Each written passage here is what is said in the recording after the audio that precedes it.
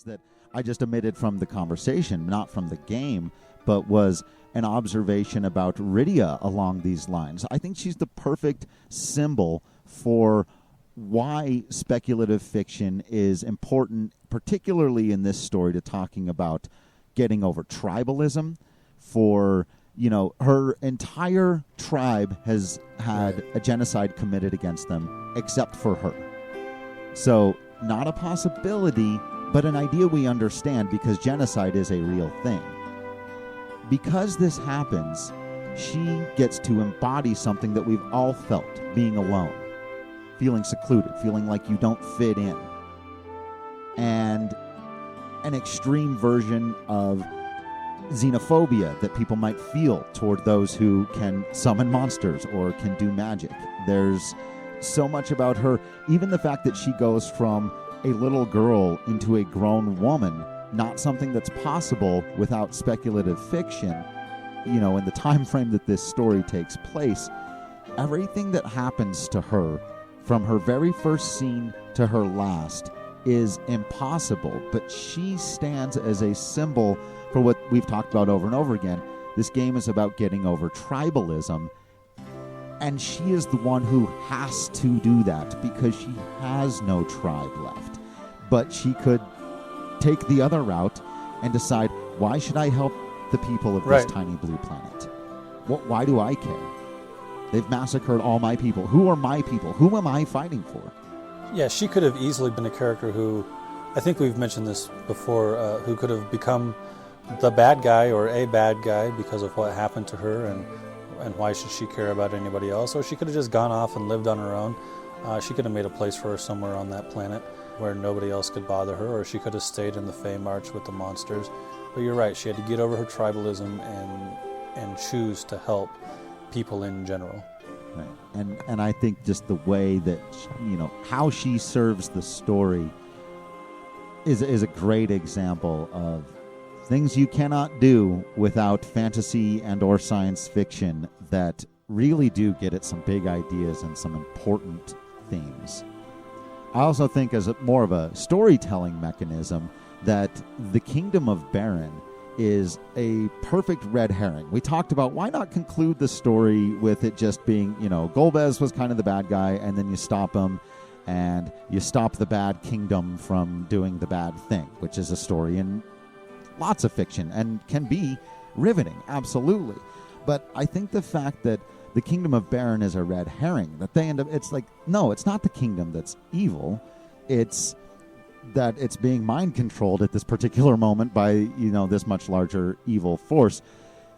And if you have the conclusion of your story be just, well, the bad country was taken down and now it's being ruled by good people, you've missed the point. You're not driving home a theme about why tribalism is bad. You're just, furthering the way things were. So I think that in particular is like you're led to believe throughout most of the game that your enemy is the Kingdom of Baron, or more specifically, that your enemy is Golbez. And in the final fight, Golbez fights on your side. Right. Really driving that theme home. That might be undercut a bit. Well, no, it's not. I was going to say that might be undercut a bit because then it becomes about the Lunarians versus the humans, but it's not even that because Fusoya and Kluya are clearly on the side of not committing genocide. So I think you're right. The Kingdom of Baron is a good red herring because it almost becomes about tribalism against one particular king and kingdom, and it turns out, nope, we all just still need to work together.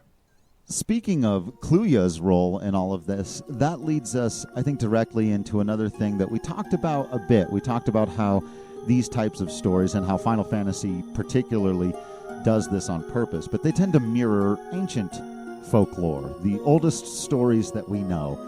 And one of the ways, you mentioned Kluya as a Prometheus-type character, but it's very common in mythology for there to be lead characters who are demigods or in some way related to the gods. And Cecil Harvey exists in this tradition, which I think is really interesting and worth pointing out, that he, as the son of a Lunarian, who are essentially godlike to the people of this planet, and a human woman, is very similar to Hercules of ancient Greek mythology, to Sigurd of ancient Norse mythology.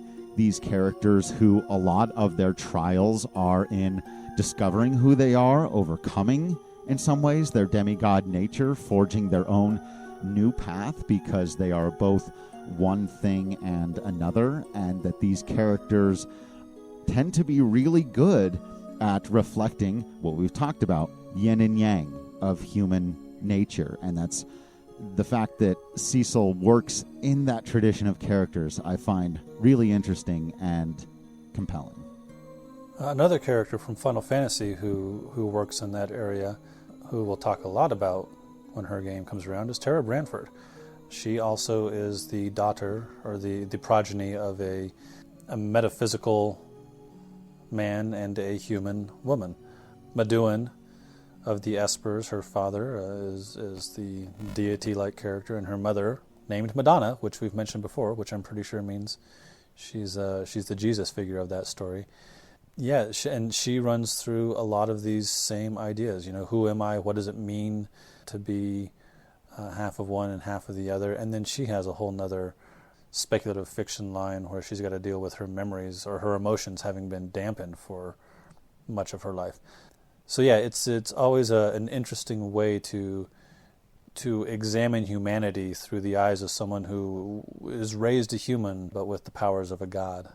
Right. And I think that's just another way of recognizing that these stories are purposefully tied to those ancient myths. And that tells us that at their core, there is supposed to be moral and central themes, because that's what those stories were about. They were about teaching people about the world and about understanding the world around them. And that's really what Final Fantasy games are about. And especially this one, I think, took a huge step in that direction.